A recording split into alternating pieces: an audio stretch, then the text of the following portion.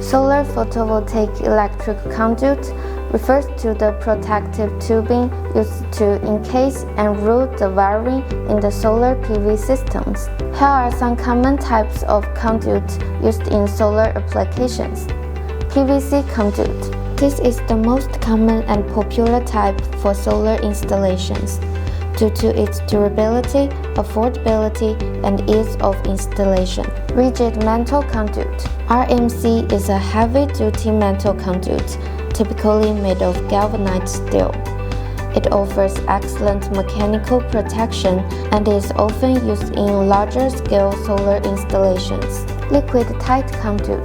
This is a flexible conduit type option used in solar applications, where protection against moisture, water, or corrosive substances is needed.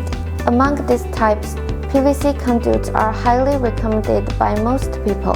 It's lightweight, affordable, and with superior performance. Ctube designed PVC conduits especially for solar use, with high UV resistance and can withstand the harshest environments and outside physical damage, and was selected for use in the PV2 project in Abu Dhabi and the 2.6 GW project in Saudi Arabia.